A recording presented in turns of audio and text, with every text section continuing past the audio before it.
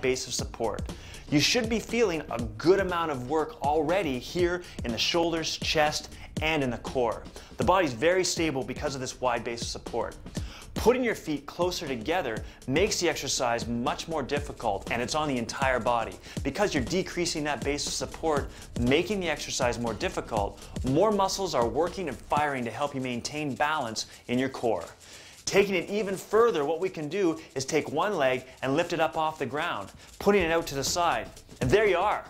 Now you've decreased your base support to an absolute minimum, and the impact of the body is massive. The entire movement has become much more difficult because of this extra rotational force. The shoulders, arms, chest, back, core, and even the legs are firing, and you're really challenging your whole body with this exercise because you've destabilized it to nearly a maximum.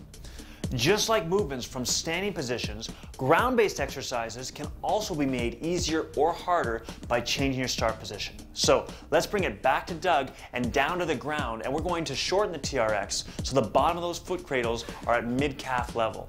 And this is about 8 inches from the ground. So let's sit facing the TRX and hold each foot cradle with your thumb. I want you to lie backwards onto the ground and simultaneously put both heels into the foot cradles. Let's start out with our feet directly under the anchor point. So Doug, come towards me just a little bit. From here, what we can do is raise our hips up slightly and pressing our heels into the foot cradles, lifting the pelvis. Now, pull the heels in for the TRX hamstring curl. From here, we're getting some great work in the hamstrings, lower back, and the core.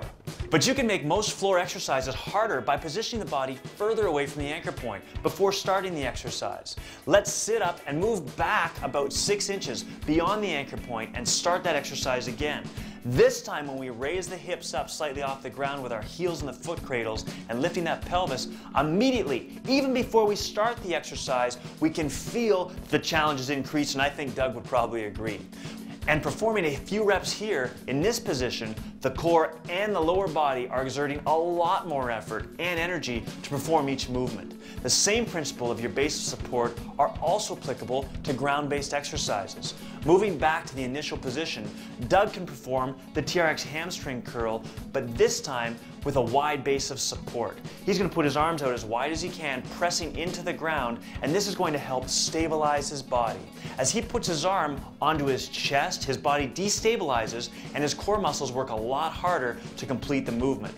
At the high end of this, we can even raise the arms straight up overhead, just like he's showing us now, and this is bringing your base of support to a minimum and demanding an awful lot more from the core and the rest of the body. Fantastic job, Doug. Another way to make ground-based exercises easier or harder involves raising or lowering your center of gravity. Again, for exercises on the ground, we'll need to lengthen TRX to 8 inches from the ground. Now sit down, facing the TRX, and place your right foot toes first into the left foot cradle, just like Bianca's done here. Cross your left foot over the right and place it into the right foot cradle. Roll over to the right, allowing your feet to rotate inside the foot cradles. We'll start off with a simple side plank on our elbows. The core, chest, back, and legs are firing and engaged. Floor plank exercises are much easier when supported by your forearms. Let's make the plank a bit more difficult by coming up onto our hands. This position is much more demanding and requires more effort to stabilize, which stokes the core and the rest of the body. At the very high end of the movement, let's go up to one hand and stabilize the plank from there. This movement is at the top of the food chain of performance, and the base support is minimal. This means the core and the body are giving all they have to stabilize the movement. Brilliant job, Bianca. By now you should have your TRX all set up and feel a lot more comfortable about using it. So no matter where you are, get ready to have a blast with your TRX, and we'll see you for the real-time workout.